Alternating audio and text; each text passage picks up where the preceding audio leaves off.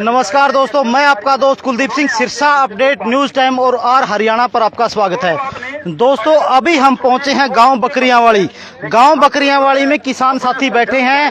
ये किसान साथी क्यों बैठे हैं, क्यों इन्होंने जो रोड जाम लगाया हुआ है, इनसे जानने की कोशिश करते हैं क्या कुछ मुद्दा है, क्यों इन्होंने जो रोड जाम लगाया हुआ है, क्यों ये किसान साथी बैठे हैं, कहाँ से ये लोग आए हैं और क्या। किसान मजदूर एकता, किसान मजदूर एकता, किसान मजदूर एकता, नहरी विभाग, नहरी विभाग, नहरी विभाग, किसान एकता, किसान एकता। हाँ जी, राम राम जी। राम राम। क्या मुद्दा है, किस लिए आप किसान साथी बैठे? देखिए सर, सबसे पहले हम आपका धन्यवाद करते हैं जो आप हमारे बीच में किसानों की कवरेज करने के लिए आए हैं। मुद्दा सर, हम पिछले 10 दिन से यहाँ पर बैठे हुए हैं। हमारा ये जो नहर है, आप इधर से दिखा सकते हो, ये इस नहर को कहते हैं शेरावाली नहर। और इसकी जो आप देखो, यहाँ से ये 66,000 की बुर्जी से लेके और 96,000 की बुर्जी तक लगभग 5 किलोमीटर का आप जो है ये रन मानो।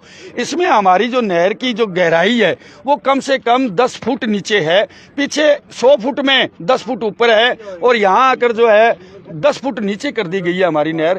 तो जितनी भी हमारे लगभग 7 या 8 मोगियां हैं इसके ऊपर, जितने भी किसान भाई है उनको लिफ्ट के द्वारा पानी अपने खेतों में देना पड़ता है। इसके लिए उनको ट्रैक्टर या इंजन की जरूरत होती है। आप देखो, इस महंगाई में पेट्रोल और डीजल 100 रुपए के पार हो रहा है। जब भी हम 1 किले में सिंचाई करते हैं तो कम से कम हमारा 600 रुपए 700 रुपए का डीजल जो है इसमें लगता है। इसके लिए हमें और मजदूरों की भी जरूरत पड़ती है। अगर इस नहर का तल यहाँ से लगभग 6 फुट तक उठा दिया जाए तो ना ही तो कोई पिछले गांवों को कोई दिक्कत है, ना ही आने वाला जो गांव है, जैसे इससे आगे जो मोडिया खेड़ा गांव है, उसको कोई दिक्कत है। और हमारा जो किसान भाई है वो पानी उसको जो है अच्छे तरीके से मिल सके। और ये लड़ाई हमने आज से शुरू नहीं करी है, ये लड़ाई हमारी पिछले 20 साल से शुरू है।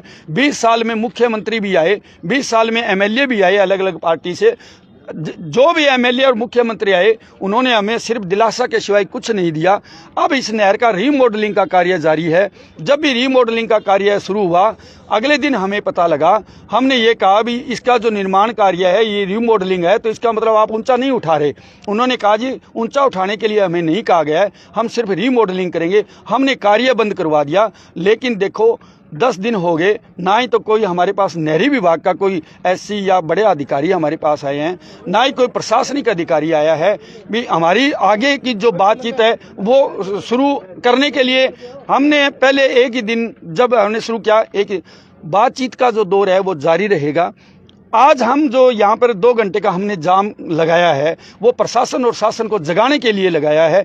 लेकिन 2 घंटे में भी इतनी कड़ी धूप में हम हजारों किसान यहाँ बैठे हुए हैं, किसी ने हमारी सुध नहीं ली। हम सिर्फ अपने हक के लिए यहाँ बैठे हुए हैं कि ताकि आने वाली फसल और नस्ल हमारी जो है वो बच सके। क्या आपकी JE या SDO वगैरह से कोई बात हुई है इस नहर को लेकर जी? उनका क्या जवाब है जी? हमारे पास SDO साहब आए थे, सिर्फ एक दिन इलेक्शन से पहले आए थे, क्योंकि इलेक्शन में हम उनको कह भी नहीं सकते क्योंकि ड्यूटी थी उनकी, इलेक्शन ड्यूटी थी। तो SDO साहब ने तो हमारे यहाँ आके एक बहुत बड़ी बात कही। SDO साहब ने कहा जी हमें कोई दिक्कत नहीं है, नहर हम ऊंची कर सकते हैं, कोई दिक्कत नहीं है, लेकिन आप चोरी करना शुरू कर दोगे। अगर इस देश का किसान चोरी करने लग गया तो समझो भी इस देश के अंदर कोई साहूकार तो बचेगा ही नहीं। इतनी बड़ी बात उन्होंने हमारे धरने पर आके कही है भी हम नहर तो ऊंची कर देंगे लेकिन आप चोरी करना शुरू कर दोगे। हम उनसे पूछना चाहते हैं, इससे पीछे 10 फुट ऊपर है नहर, इसके और इसके तल की तो चोरी अगर रोकनी है तो पहले वहां तो रोके ना। उनसे अगर आप पूछोगे भी, उनकी जीप आज तक, कोई भी जीप उनकी आज तक इस रास्ते से नहीं गई है, क्योंकि जिसकी लाठी उसकी भैंस वाली बात है वहां पर।